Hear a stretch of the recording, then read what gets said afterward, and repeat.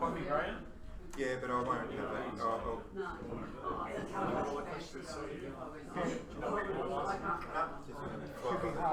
want Sarah to do it. Could we get you something here in a second? No, she's not.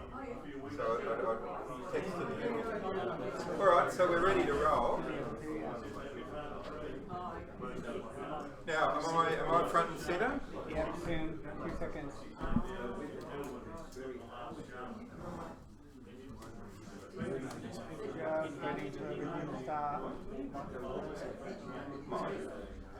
Just waiting for everything to start. Okay. Ready? Yep. Alright, well, welcome to the world. This is the 818th General Meeting of the Avicultural Society of New South Wales and the 4th meeting in our 75th Diamond Jubilee year. So welcome to all members and that are here tonight, and welcome to the many that are now joining our live feed, and you know, we're grateful to have you. Tonight we're going to have a good night. We're going to be starting off with bird of the month will be Swinhoe's pheasants. Then we're going to be doing button quails, especially with black-breasted button quails, a Skype session from David Pace from Victoria. Then we're going to have a report on the orange-bellied parrot captive management group results and the recovery report, which is incredibly exciting for us as aviculturists. So hang on to your hats. And it may be that we've got a little surprise at the end to kind of finish it off. So without further ado, we'll do Bird of the Month, and I'd like to introduce to you Mark Baker. And Mark is the president of the Pheasant and Waterfowl Society of Australia, New South Wales chapter. What? World Pheasant Association. Oh, the World Pheasant Association. I beg pardon, mate. And we recently had the pleasure of being up at Mark's lovely place, where he breeds a range of extremely endangered pheasants like Indonesian green peafowls, Swinhoe's pheasants, and the like. Extremely good stuff. So tonight, Mark's going to talk about Swinhoe's pheasants. Mark, what excites you? What is it about Swinhoe's pheasants, out of all the pheasant species available in Australia, that makes you want to keep them? Yeah, I thought of that on the way down. Like there's about 12 species in Australia. Speak up. Speak up. Speak up, bro.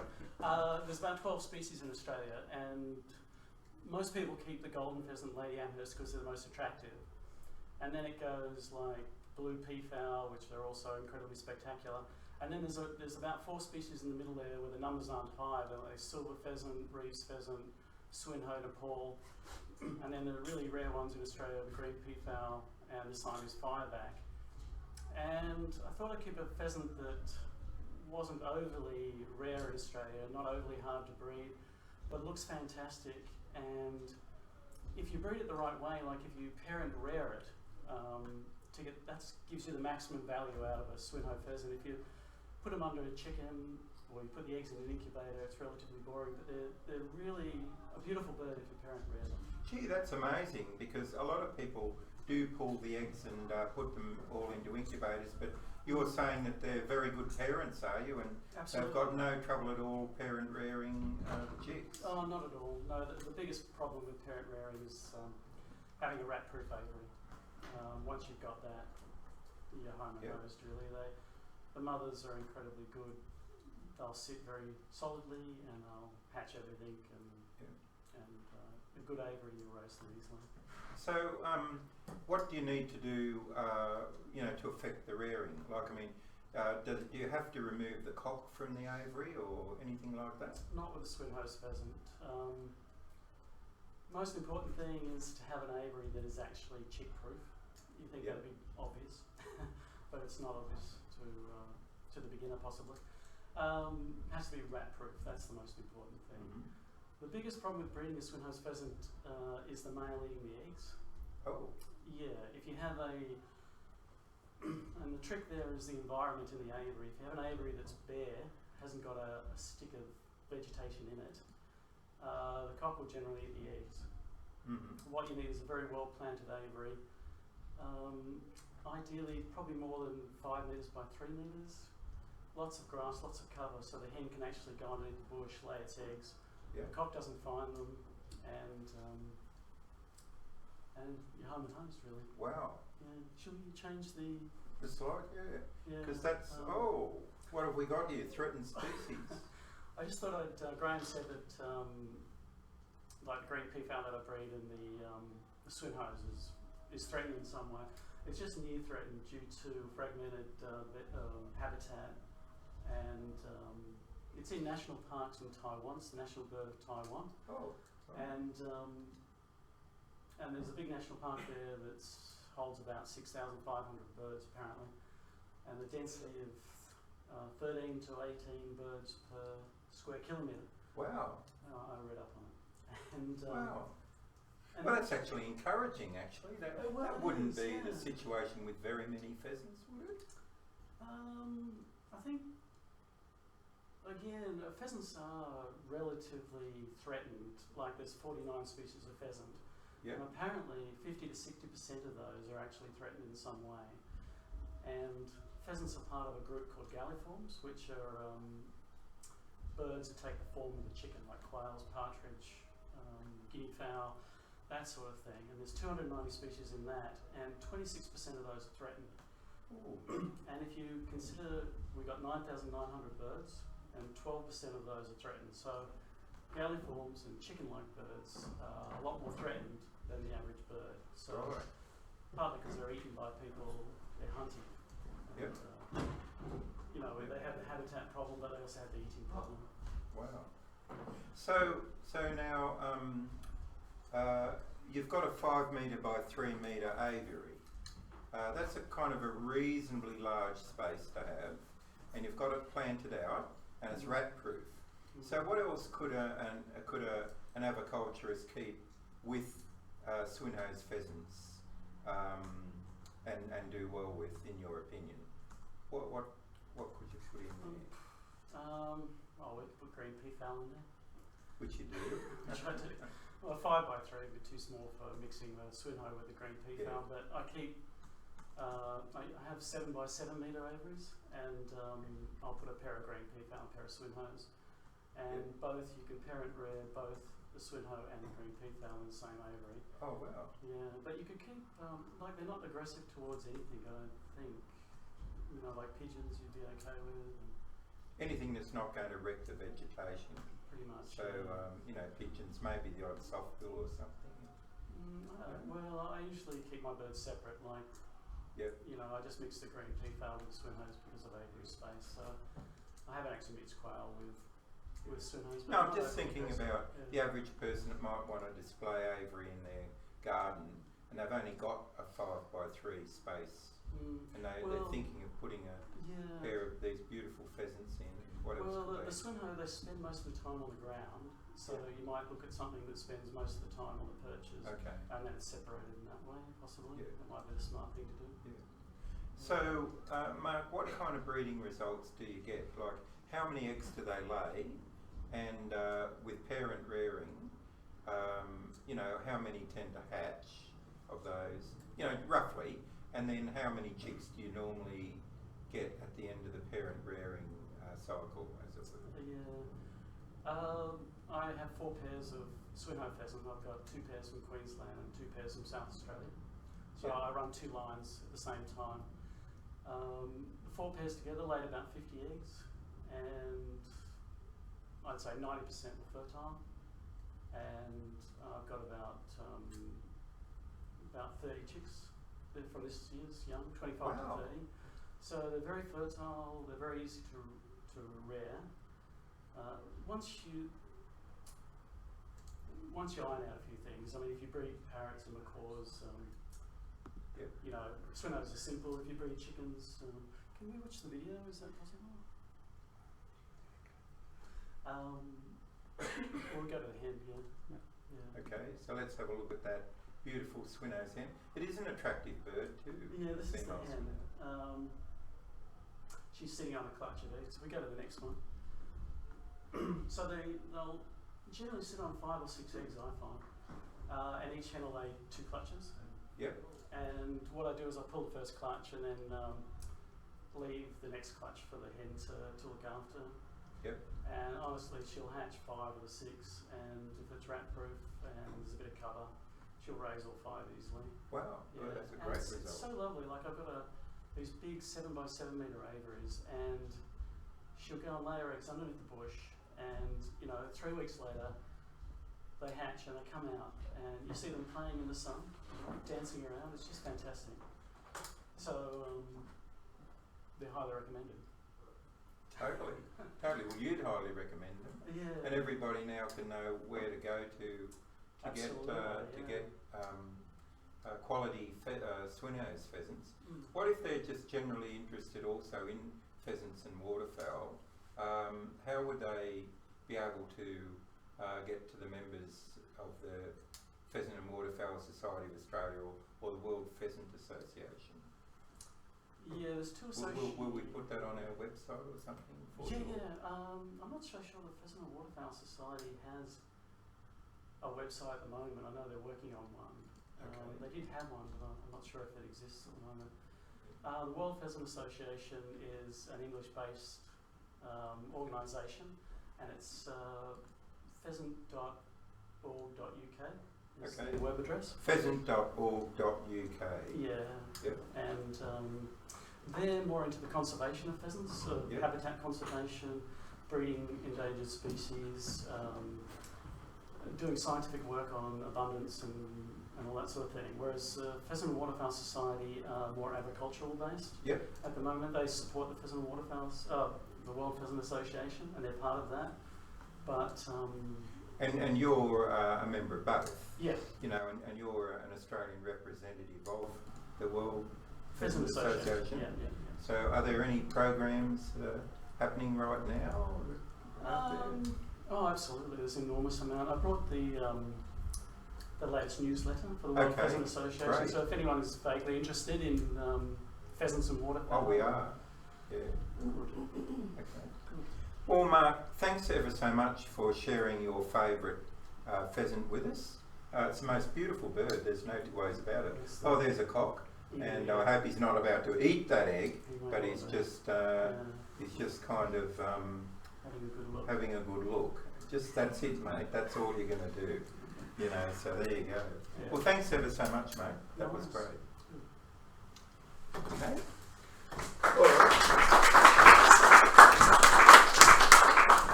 Now what we're going to do now is Skype directly to David Pace, who is going to present on the button quail. David is in Victoria. Okay.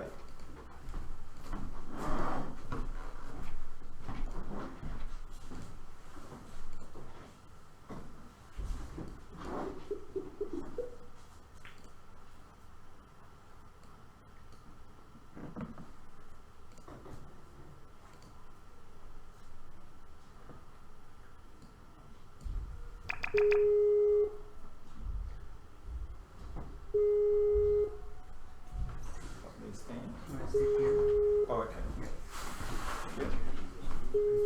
Yep.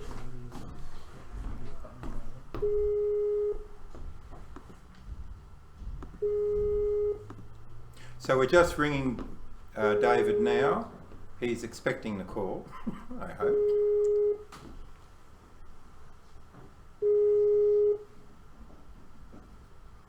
Yeah. Hang in there, all you people out there in the, what do you call it? Cyberspace. Cyberspace, thank you. I was wondering what it was called. Pick up.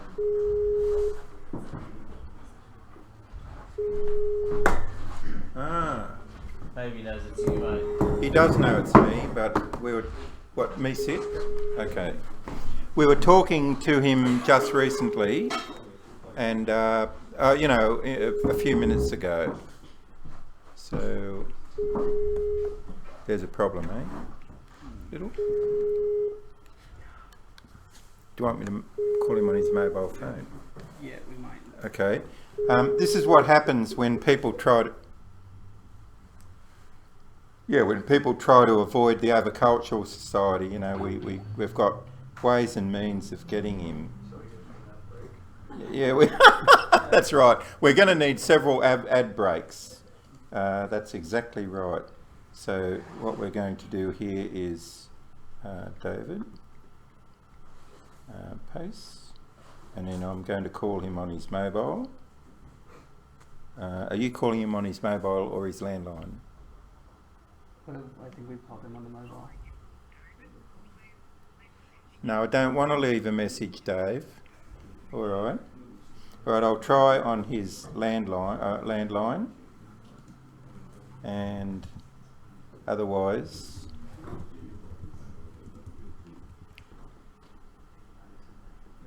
You try with Daniel. What? You try with Daniel. Is that you, Dave? Okay, we're trying to call you now. You're about. Yeah, no. So he said it's. What if he calls us? I don't think it works. Just wait a minute. There he is. There he is. He's there. You're there, mate. Okay. Good on you. Bang. Now, do I move away or stay here? You're fine, you stay there. Right.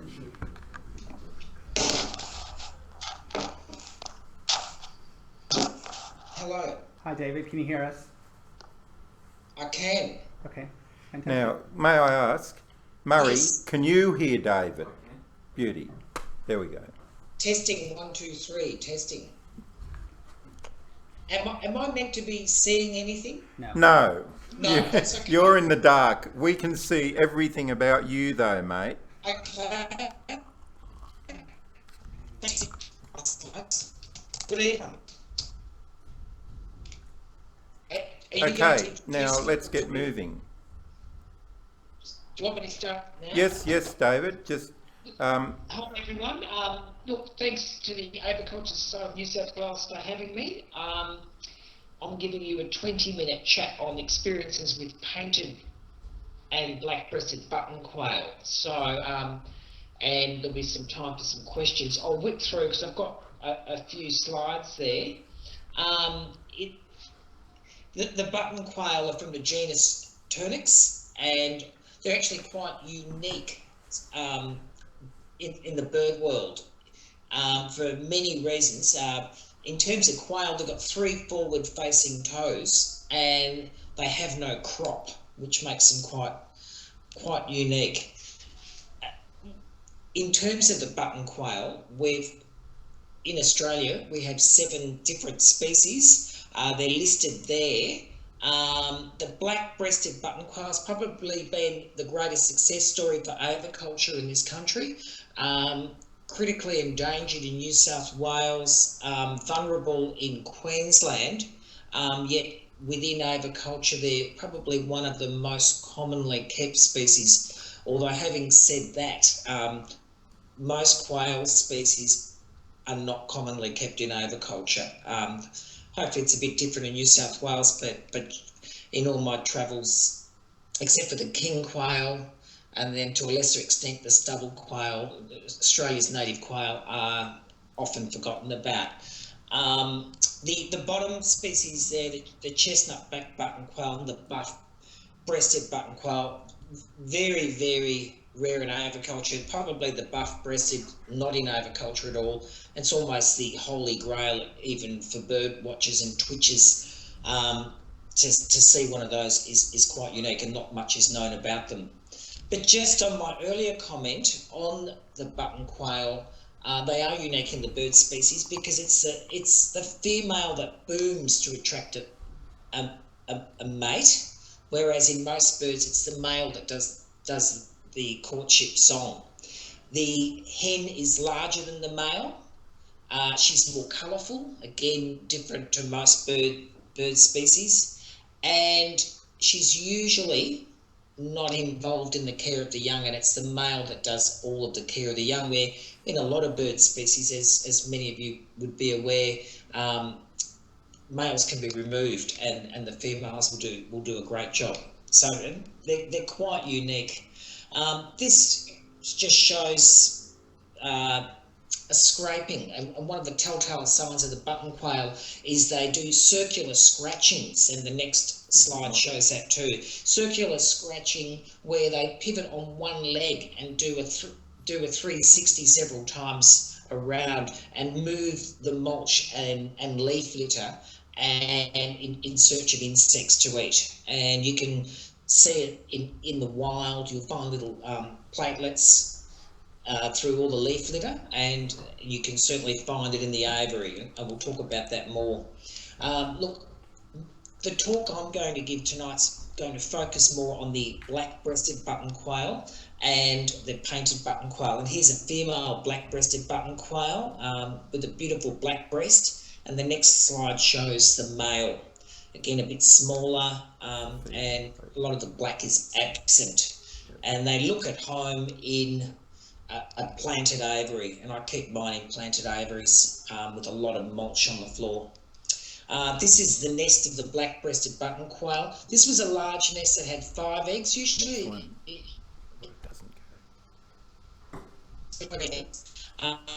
in this, all 5 hatched. However, the 5th bird was very weak, died just on leaving the shell. I took this photo at the time because it was one of the first photographs I could take of a chick, because they were very, very shy and secretive in the aviary, and it was really hard to get a good look at them. So I thought better a dead one than not one at all.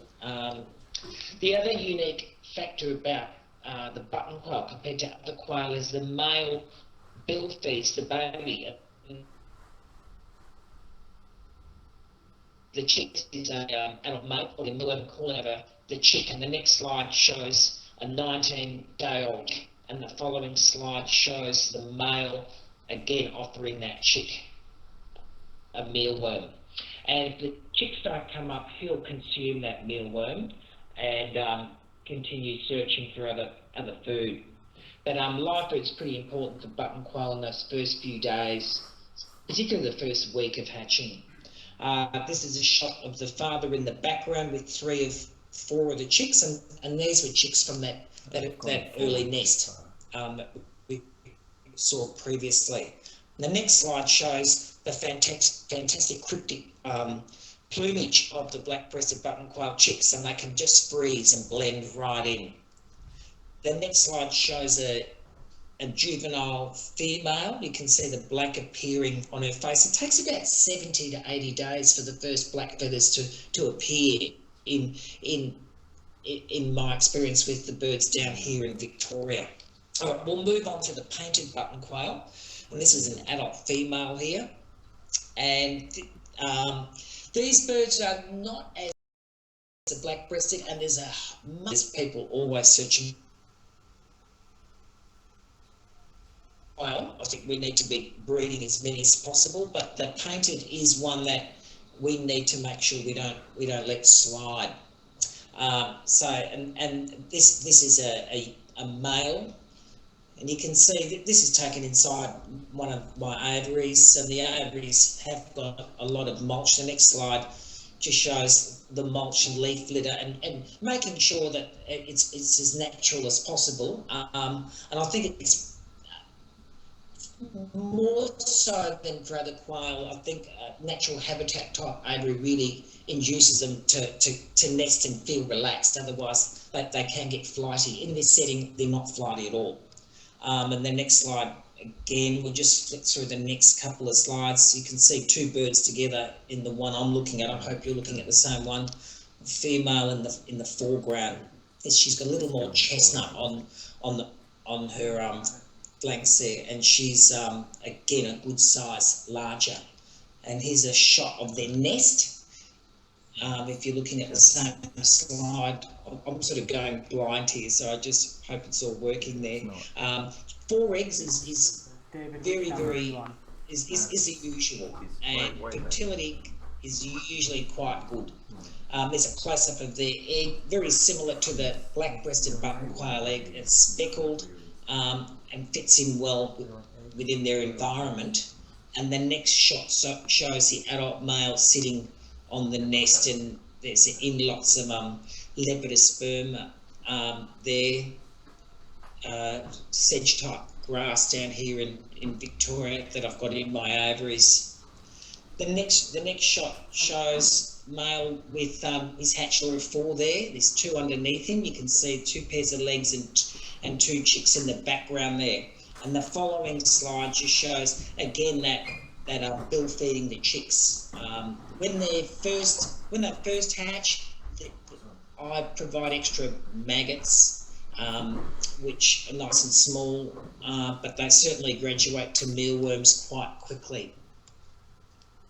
And there's an adult male with newly hatched chicks, and he's holding a fly pupa in his beak there. I'm looking at a photo here where the female is on the right, the adult female, and the male on the left. And something I used to do with my button quail once was to remove females, as often was in the literature. These days I leave the females in because I've had no experience of females harassing males or killing chicks, although they may occasionally call males off the nest. So that could be one downfall, but otherwise they actually help with the caring of the young. Now, the next photo shows part of my backyard and my setup. So I'll just take you on a virtual tour of the aviary setup. Here in Victoria, it's fairly cool. I'm in Torquay, which is on the Great Ocean Road.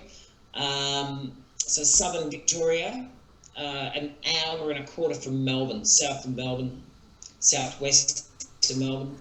And my aviaries are, if you go through some of the photographs, you can see the red door, that's the bird, and you enter into the bird room there and view the birds from the back of the aviary. And I keep 4 breeding aviaries, which the next few slides will take you around. 3 of them are 2 metres wide and 1 of them is 3 metres wide, and they're about 2.5 metres high, and planted with mostly the indigenous plants of my area, in terms of wattles, Acacia verticillata and Acacia paradoxa, the hedge wattle, which the wild redbrows nest in, mat rush, mandra longiflora, is another great one, and grass species, common tussock grasses, although I find the finches tend to hack into that. Now there's an internal shot, if you're, hopefully you're with me there, and it just shows the bird room. It's got trays that pull out and all the different food items for the finches. I mostly keep finches and some small neophemas, and all their food bits are there. Obviously the quail can't feed up on those. And there's an internal view of the bird room with all of that paraphernalia that you'd all be familiar with: fly boxes, microwaves, fridges, holding cages, and the kitchen sink, which is absolutely vital. Changed my life around. I'm a convert. And I'm looking at a slide now where it just looks into one of the aviaries, and there's a trapping cage in each one to catch out finches when required, and it just shows the type of habitat within the aviaries. So hopefully we're all on the same page there. There's a few more habitat shots that we can flick through, and I'm looking at one now which has got a green water dish in the bottom right hand corner. I'm not sure if you've got that one, but it just shows great habitat that button quail love. Places to fossick and move the mulch, and they literally move it all over the place, especially the black-breasted button quail. And then there's clusters of plants that they can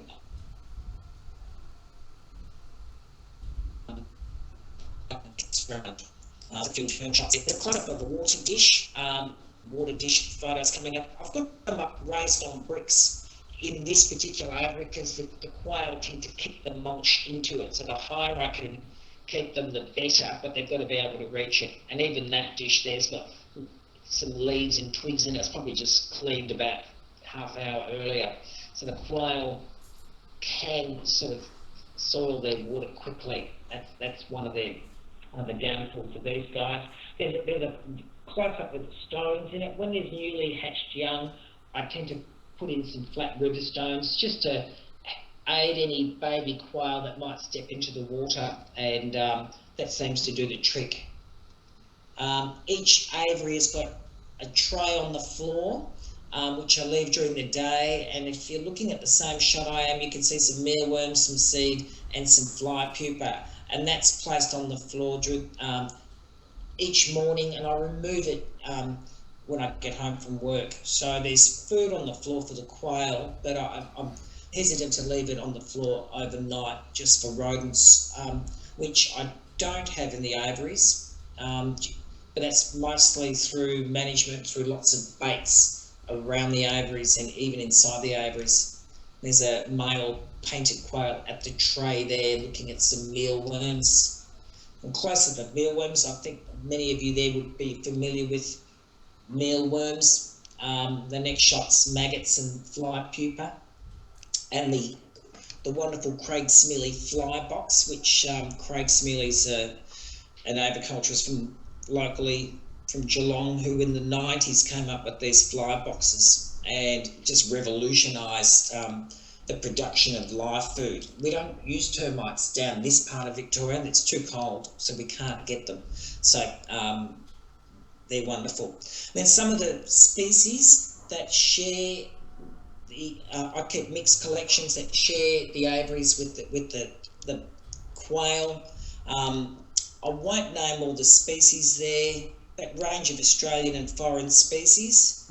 And I never had issues with any of these finches that have fledged early on the floor being harassed by a big brute of a female black-breasted button quail. They seem to coexist and really ignore each other. So there's no issues there. But look, a range of species that are in most of those 4 aviaries. There's a shot there of some moxidectum. I use moxidectum plus for worming my entire collection, including the quail, and that happens 4 times a year. I try and do it the first week of every season, spring, summer, autumn, winter, so I don't forget. And they're treated for baycocks as well. They're treated for psittacosis with baycocks. I've got a slide there that says button quail need to be closely monitored, and there's a few pointers there just to sum up that.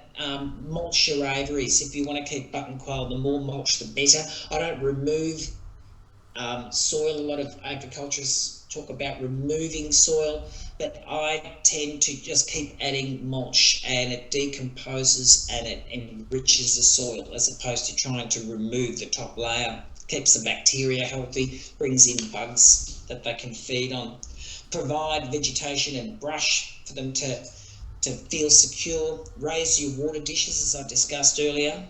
Watch for incubating males, and the reason for that is if you can keep a track of your males that are incubating, if you want to, that's when you can remove your female and put her with another male in another aviary.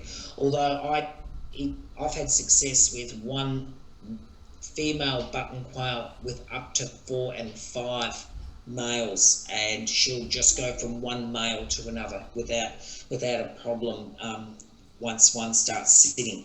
But these days, in trios or just the pairs. Keep your records so you know when they're due to hatch, so you make sure the water dishes aren't going to drown them, or keep your records so if you're going to remove the females, you can.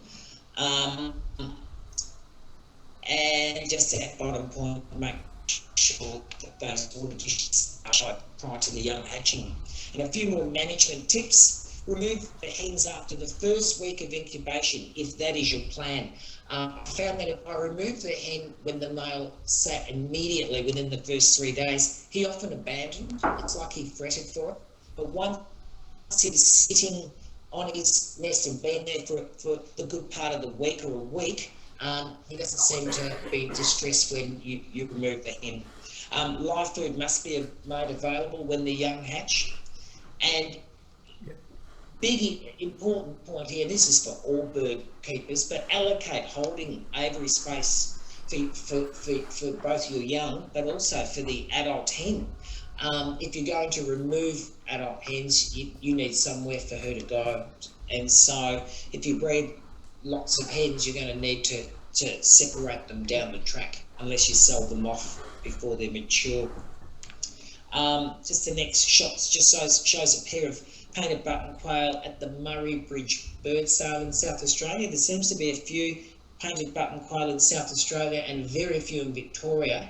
And I've got to admit, most of the calls I get for button quail come from New South Wales, so I'm not sure if they're being bred up at the moment. And the next shot shows the little button quail, which was also at the Murray Bridge sale in South Australia. And the next shot shows some little button quail that I purchased from that sale, and I was fortunate enough to breed them. So it was so it's the third species that I keep here, and there's a shot there of a male and a female. They're not as outwardly colourful as the other two species, but very endearing and quite small, slightly smaller than a king quail, to give you an idea.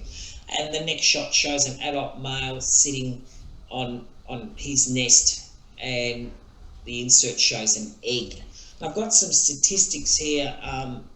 The status of Australian button quail and Victorian aviaries. We're in a great situation in Victoria where your licence is not renewed unless you submit a return. And in doing that, it means that the Victorian government know exactly how many legally held birds there are in our state. And this is for all the different species of birds. But you can see there the list of species of button quail, and surprisingly I found the little button quail was the most commonly kept here in Victoria. It was interesting, the painted button quail down to 38, and the bottom two are non-existent. The redback, there's a few around and a few breeders out there, but still there's certainly a species that we need to look out for. And I'm just going to finish on that slide there. It's a female painted button quail, absolutely probably one of my favourite of the button quail species, a lot calmer than the black-breasted and very endearing. But I might leave it down to the girls. I hope you're still there. It's so quiet. Yeah, we are. We're here. Just chatting. Yep, everything's fine. Yeah, we're here, David. Good. So how about now, members, has anyone got a question to ask of David about button quails? Have you got any stream questions? No. Okay. Did David say how long it takes for the eggs to hatch? I don't think he did. David, how long does it take for the button quail eggs to hatch? Usually about 18 days. Well, that's pretty short. Give or take a day depending on weather and so forth. So, sorry, I'm wrong there. It's 14 days. Yeah. It's 14 days. I'm thinking of the other species, I think the brown quail or some of the others. But no, sorry about that. It's 14 days. Sometimes it can stretch to 15, but it's usually the 14-day mark. Yep. So quite a short incubation period. And David, did you say what the main cause of death of the young are? What do they mainly die of? What's the biggest problem? Look, I don't lose. I used to lose more baby king quail from being left behind by the parents as they'd wander around a large aviary. I find the button quail a really good parents. This season I think I lost one painted, a newly hatch painted that drowned. I didn't know it had eggs, so that was the issue there. And there was one independent youngster that just suddenly got sick and after a couple of days just passed away. But overall, but I don't lose them. I find them fairly hardy. Those aviaries have got a 2 metre shelter, and the rest is quite open. And I find, and open to the elements completely. They tend to sort of build their nest both in the shelter, sometimes in some dry nesting material that's put out for the finches, but other times they'll go right out under at the base of a lamandra. So I see them every time in the shelter or out in the flight. Okay. Any more questions? You ask me which one tastes the best. I'm not going to ask him that. Which one tastes the best? Have you had quail? You know, yeah. I've got to admit, I can't eat quail. I've never have and never will, because I think I've just got some connection with them. But yeah. You'd feel like a cannibal, wouldn't you? Question for the people out there: are there many people in the audience here that keep button quail? Yep. Well, let's see. Like to. Who's that at the back? Ivan keeps them. I bought 2 weeks ago. Yep. What have you got, Ivan? 2 pairs of patent button. Two pairs of painted button quails. Oh, good. With one member's aviaries. Is that it? Nobody else keeps button quails? Oh, Michael does as well. Michael Shields. Richard Allen's got a fair few. And who has? Richard Allen. And Richard Allen's got quite a few as well. Button quails. So of the audience, that's kind of like you'd say maybe 10-15%, maybe 20% of breeders have quails, button quails, something like that. That's probably a good percentage if that's the case.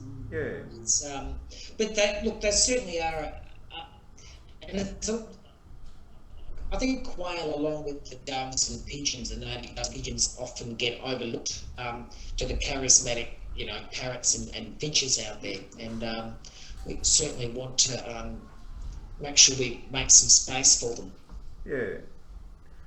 All right. I think that, as I said at the beginning, the black-breasted button quail is an agricultural success story that we need to flaunt a bit more, because if we didn't have them in captivity in the earlier days, the chances of getting them now would be reduced, and they'd almost be like the buff-breasted button quail, almost non-existent both in the wild and in captivity. So I think we've done well there. Good. Well, David, thank you ever so much for doing our first Skype, and that was my first Skype. Yeah, well, I tell you what, it went pretty well. Did it? Yeah. Well, what do people think? So it's excellent, because what it means is we can now Skype anyone from anywhere. Like USA, Europe, anywhere. So how good's that? And you know what? You don't look too bad on Skype either. Okay, let's kill him now. Let's get rid of him.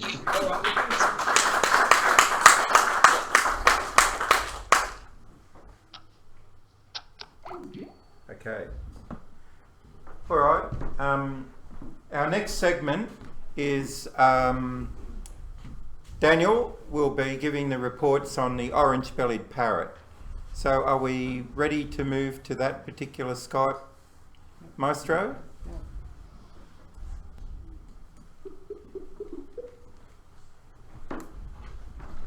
You're going to love this report, members. Just love it. About time, by the way. Oh, you can see us.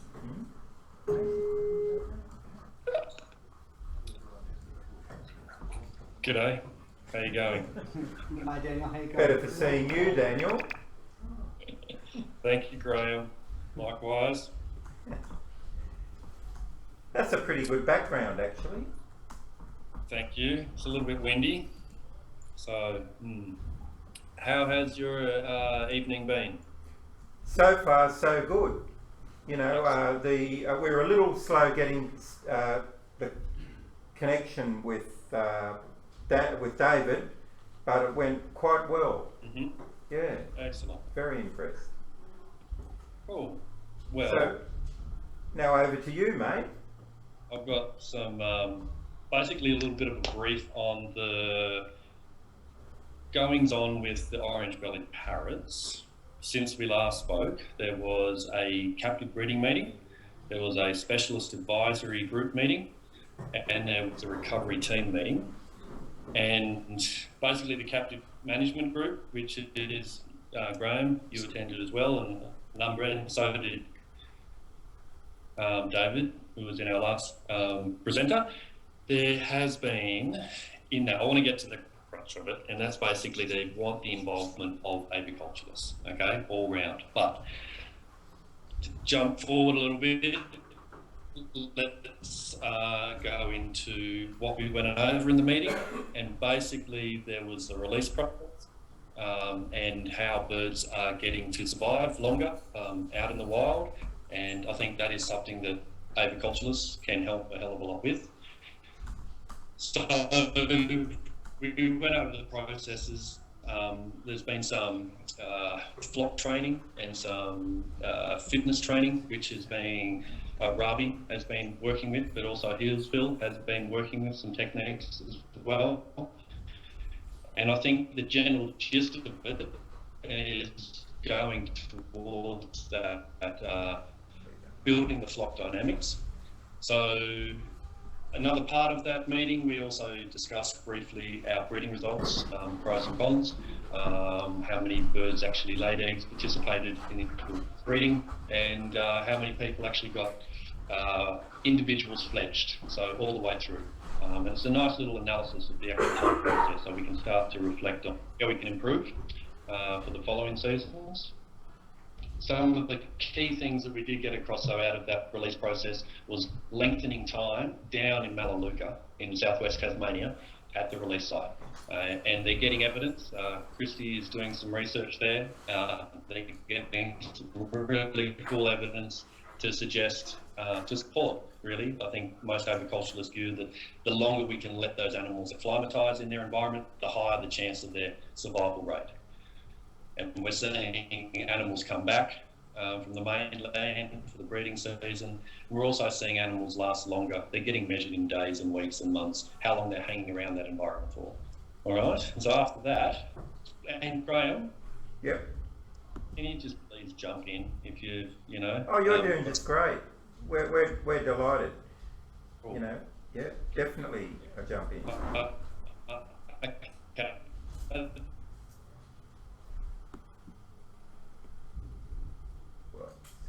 Sorry, a few seconds, it'll catch up.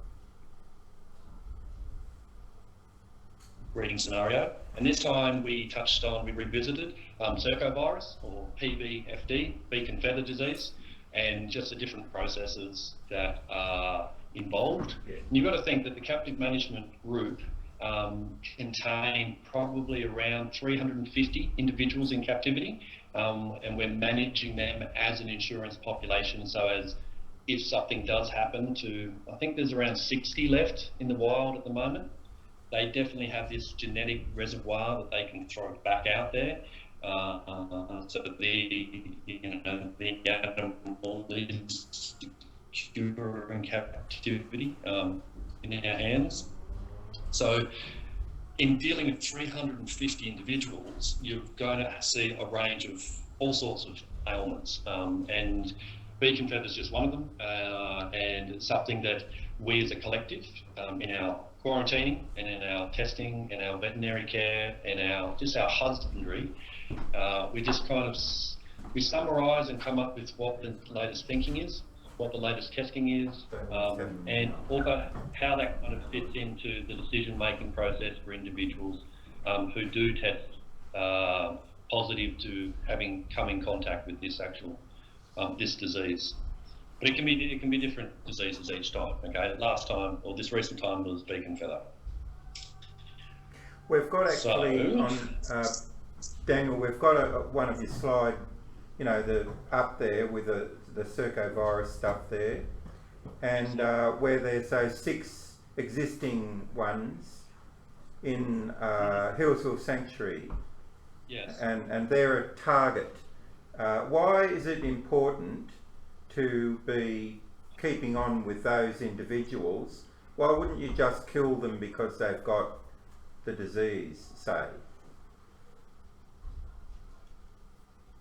I love your honesty, Graham.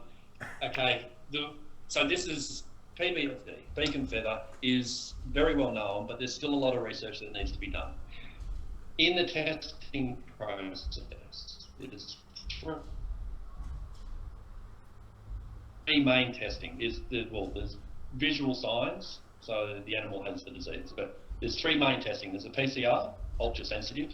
There's a HI, which is active disease. Now, I'm not a vet, all right, so I'm just giving you the rough man's guide at the understanding of it. But the HA is the disease, and the HI is the antibodies to the disease. So there's 3 tests: HA, HI, and PCR.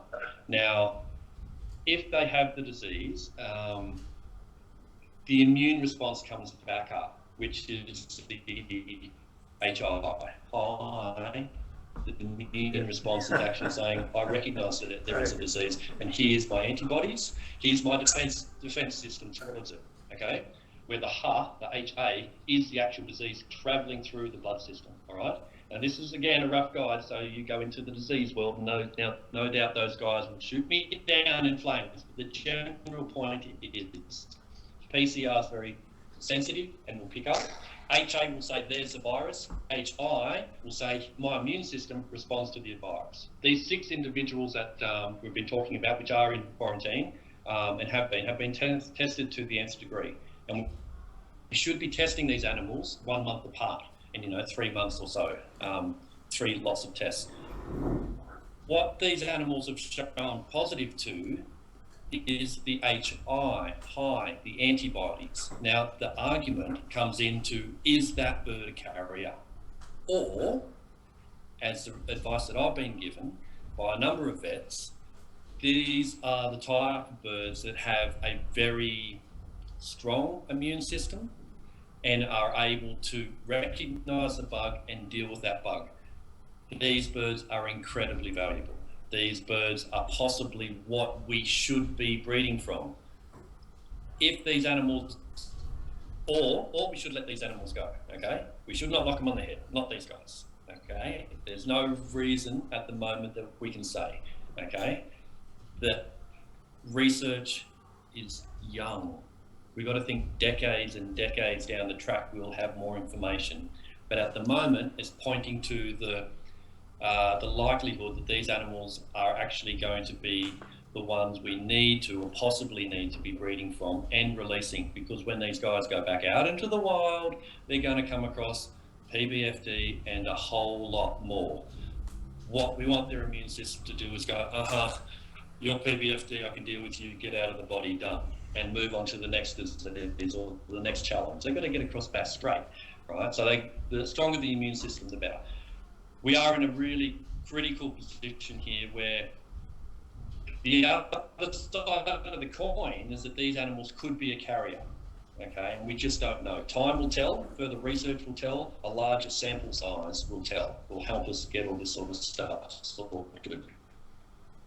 So we do need to find a home for 6 orange-bellied parrots, and we're in the process right now of trying to find an adequate place that can actually look after these guys and aid to the, overall recovery program, recovery team effort. So, yeah. Good. Well, at least it's, Daniel, at least it has prompted them to make a decision to involve aviculture, and that's the first bit, and then after that we're talking about most likely a lot of birds that will not have these kind of question marks around them. Yeah.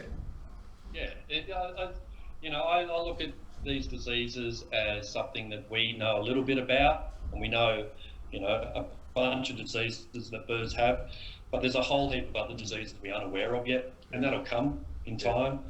I don't think we should definitely, as you're kind of suggesting, we need to move forward with this, and we need to come up with and try different methods and solutions on how we actually deal with it. It isn't as horrendous a disease as what some people make it out to be. I'm not saying it's ideal at all, okay, but in the same sense, it is not. It's not as contagious or as detrimental. Also, Daniel, remember when you were in New Zealand at that, and they did that, disease risk thing on, that we were getting ready for, because they were wanting to purge the positive birds from the population at that time. And our view was, why would you do that? Because these ones could be carrying the specific alleles that are needed to deal with the disease. So why would you do that? And that's the issue, that when you've got such rare birds, you need every allele that you can. And if you go around chucking out the wrong ones, you're going to be stuffed.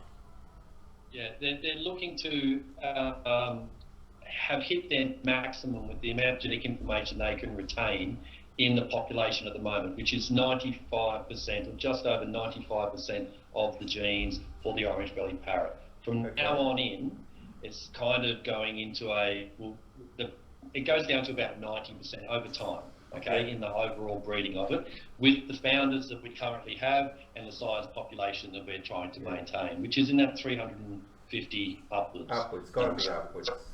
Now, Daniel, we've got a slide up, the next one, that's saying $600 per bird, but the program would pick up that, wouldn't it? Like, not the holder of the birds.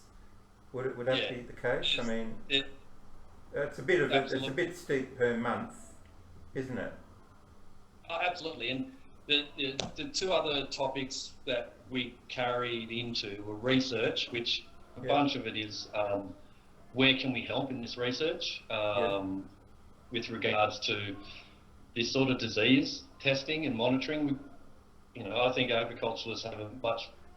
look, where diseases come in, I think there's a precursor to that. The body has been put into a particular state where a stress or a situation where its immune system's been dealing with something else, and this particular disease has come in. Yep. A majority of the time. Okay, so there's diseases flying around all the time. I've got a bunch of me, but my body chooses or is able to identify and move the other ones on. Part of this research is, I think this is where we can really do a lot with this research, because there's half a dozen individuals. If we could just test if they don't show any clinical signs in 1 year, 2 year, 3 year, 4 years, that's an excellent effort. But if we could also breed from these guys, their offspring don't show, or what do their offspring show in those test results? Do they have the disease come in? Where that will determine, how virulent this disease is. Will the offspring have it? Will they have an immune response to that actual bee confederate disease? Okay. In theory, bee confederate is a shocker, and it can destroy a nest. Okay, so we'll definitely be able to pick up the HA that's in there, the actual virus, but the HI, the recognition, the antibodies, whether they pick that up or not, whether the young have that and or both, that'll be awesome, right? And the main, Shane Riddell down in Charles Surtan and Wagga is leading the world in that sort of research. Okay, and he definitely would be very keen on, hearing those sorts of data sets, I guess. So, so just trying to follow this little cue line here, the research in itself, there's some other stuff with the release going on. We're still continuing with the incubation and the neonatal type of development, and there's that fitness training. We've got to make sure that fitness training goes hammer and tong. I think what you explained, Robbie, is working. That sort of stuff we need to explore a lot. Yeah. A hell of a lot. We're going to do it, Daniel, for sure. Yeah, that just makes perfect sense. As far as resources go, one of the key things that I wanted to get across with this last meeting was we need to bring resources down in the management of these guys.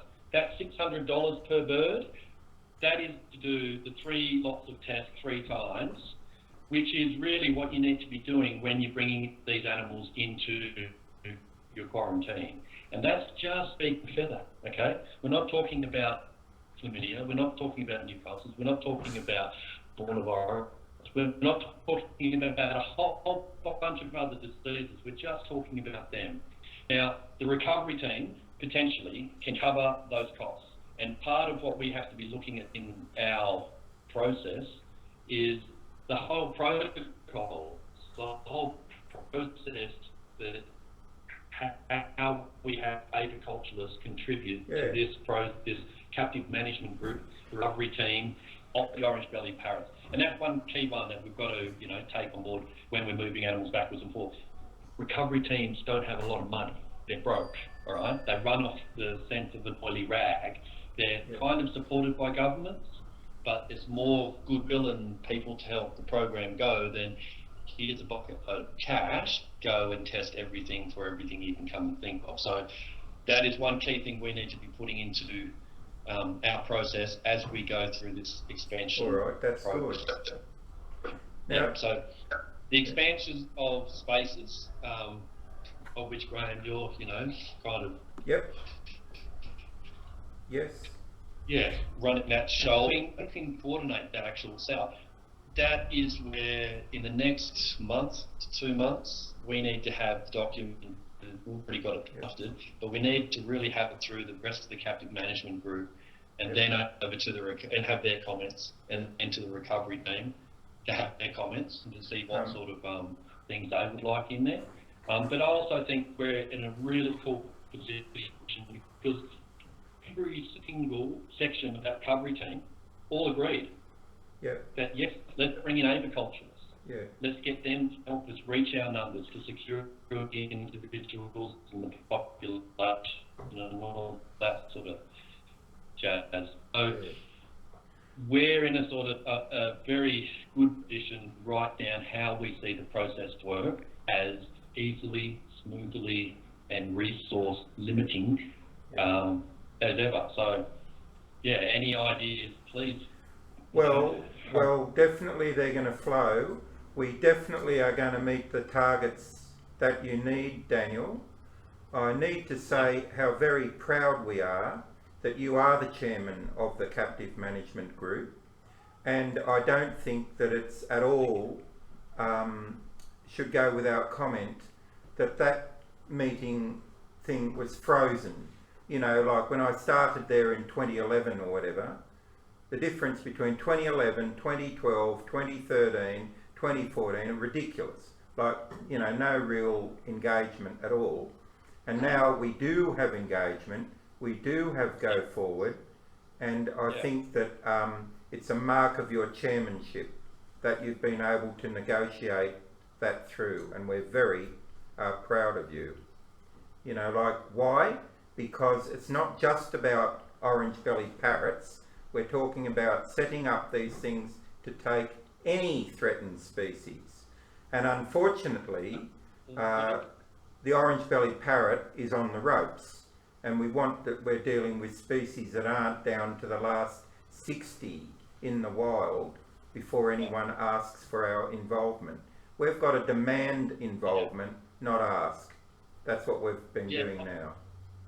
Yeah, I see it as a really positive time too. I see it as something where agriculturalists stand up and actually excel, demonstrate what this sort of sustainable really is. There's a lot of good that agriculturalists do. It goes without notice. It doesn't get put up there, and it should be, because every other industry does it, right? Every other one is able to say, hey, we can help with that. Look at the good we're doing. I think now, absolutely, agree. Agriculturalists need to do that. There's almost needs to be that sort of tell the rest of the world what you do and how well you do it, right? How little effort goes into the rest of the to help that sustain. So yeah. Daniel, just for your interest too, we've got in our audience tonight Jack Stunnell, one of our life members. Jack was going to be receiving Jack Stunnell, and Jack was going to be one of the guys that was to receive those orange-bellied parrots that Fred Lewitzka bred.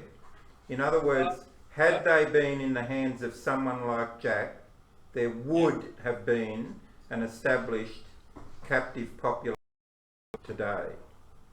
Yeah. But Good news. Our what? So I see Zoos Vic doing a lot of really good work in regards to trying to get these animals conditioned to live out in the wild. Yes. There's still a little bit of romantic side of life with animals or living out in the wild. It's so natural that I fear that it's actually a lot harder than what it is, and it can be a lot more romantic. So the more we can help these animals, we take them away from having a butler, and we give them, here's the wide wilderness. It is wonderful, but it is a lot of work, lot of work. And the more we can get them trained or sorted, fit, aware, alert, educated in that wilderness, I think the better chance that these guys will survive, no doubt. Yep. Yeah. Well, So, mate, we better take some questions from the floor and from the blogosphere thing. Has someone got a question to ask of Daniel? I've got one. Do we know how many birds are being bred in Tasmania, and what percentage of those successfully migrate to Victoria? Do we know how many then which are in Victoria successfully migrate back to Tasmania? What I'm thinking about is, I would have expected that these birds to stop on the way at King Island or one of the smaller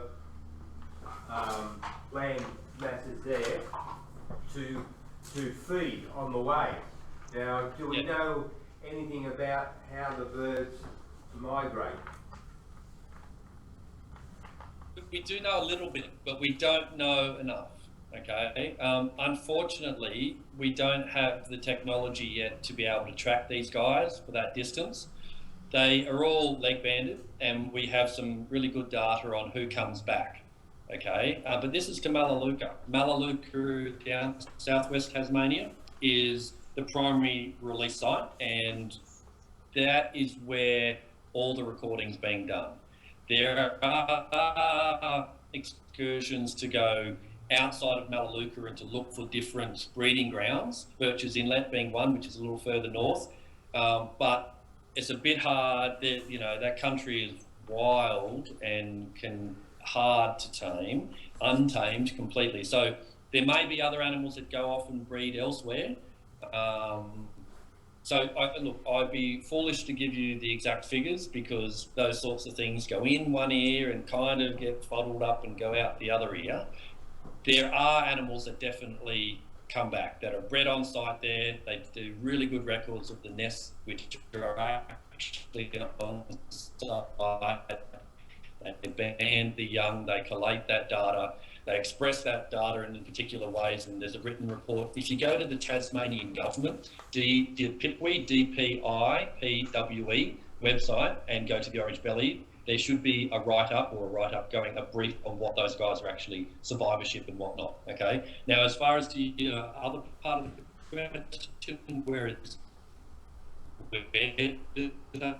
migrate to and how do they go far, or how far do they go, it really is hard to know absolutely. Yes, King Island, potential, and definitely go to Victoria, okay, but whereabouts on the coast they go to is a little bit sort of hard to predict. They've got a general idea, and they definitely know where some sites are, but they don't know exactly where every individual is. And until we can get that GPS type of data, or small enough to go on a bird which is meant to be quite large, getting onto at least at 45 grams, and you want about 1% of their body weight for a backpack to be travelling, and realistically it's got to be communicating back to the satellite or back to some sort of beacon, which means it's got to last the year before it comes back to the feed tray. We're a little bit off from doing that. We're getting there, but we're just, But Daniel, all of that, but I think that first paragraph that was in Craig Morley's report, the bird watchers that check on the Bellarine Peninsula, which is Yep. kind of where we were, you know, like that Geelong area. And they found that in 2014, they had 3 records of orange-bellied parrots that they saw Okay. there.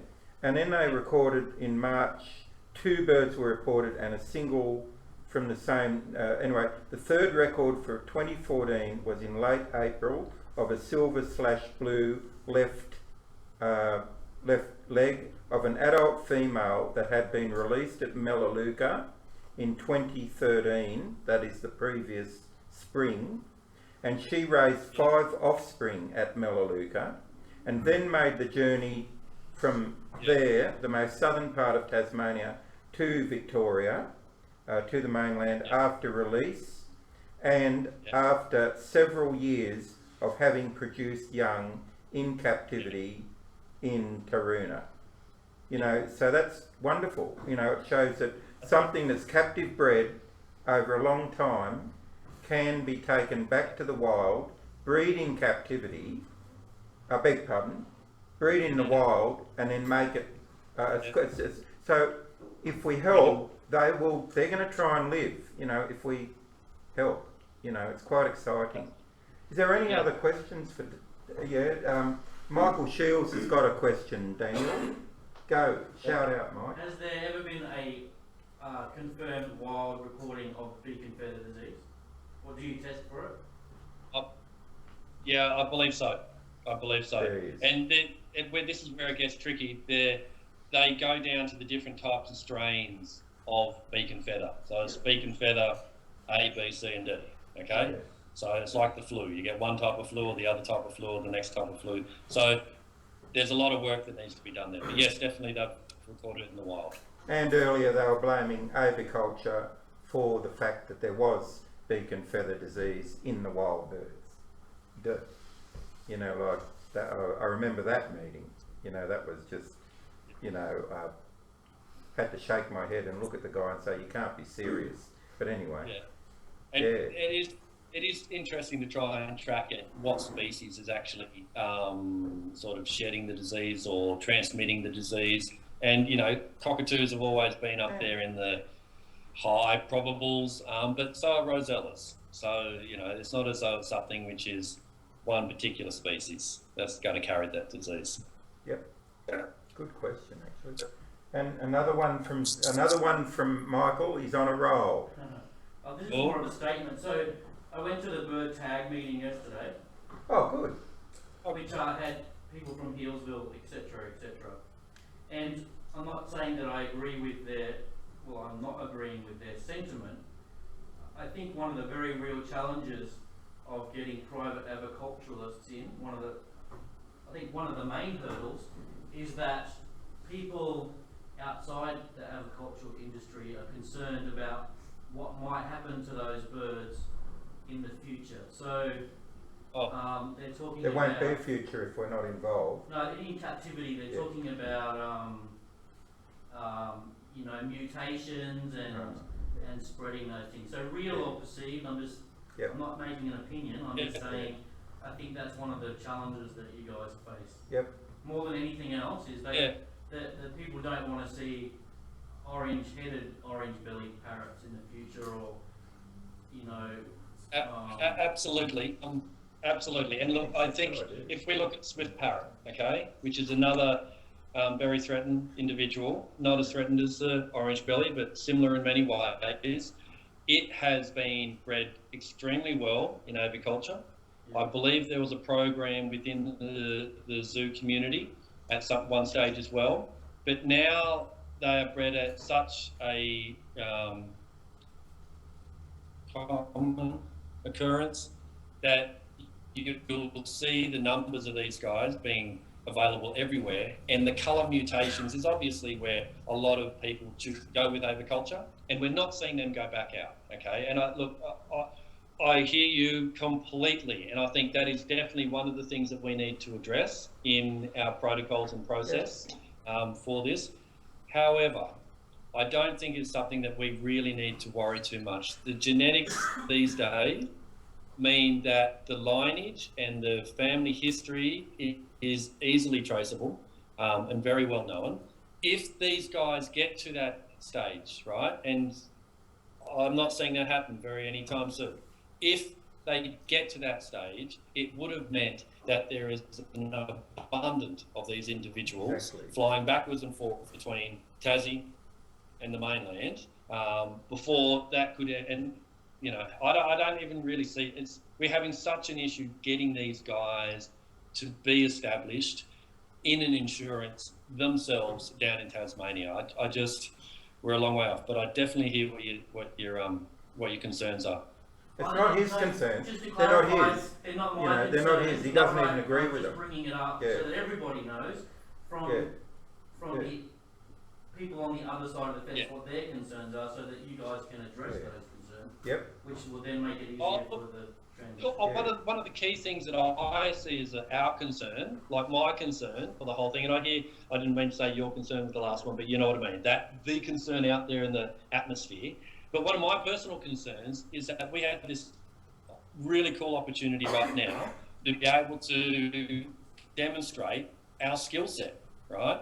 Yep. To save someone that is going to go down the gurgler unless it gets people who are experts in this field, right? Which is, you know, every knucklehead that's going to be looking at this going, I'm going to spend a Tuesday night talking about birds. If that makes sense. It does. Mate, do we have any questions coming over? Not online. Not online? Wow. All right. Well, it looks to me like as if you can now have supper. Excellent. Yeah. Thank you very much for making that report to the Avicultural Society. Indeed, Daniel. No, It's very exciting. Have a good night. We'll speak Thank soon. you. Yeah, well, we'll talk about this after you're gone, at, over tea and bickies. Yeah. Thank you, mate. We'll give you a little clap. Cool. Thanks for the chat. There we go. Cool. So there we go. So, Graham, I've got Yeah. a question for you. Yep. Because 35 years ago, our rarest bird was down at 21. If you remember. I do, 24, I think. 24. Yeah. And now the ruddy things are running They everywhere. are. That's the Lord Howe Island woodhen. Yep. And it was a member of this society that saved those birds Yep. in Havens. Yep. Do the government forget this? Well, it's a good point to make. Now, That was my first okay. indication at Yeah. agriculturists yeah. Well, saving there was, wildlife. is this being streamed? Yes, that's What I'm talking about? I think we should finish the stream at this point. So thank you, I better say thank you to everybody. Okay, ladies and gentlemen and boys and girls, thank you for tuning in to the Avicultural Society meeting, and you know, that's it for the night. See you next month, where it's going to be excitement itself. So be there or be square at the June meeting. What are you grinning at?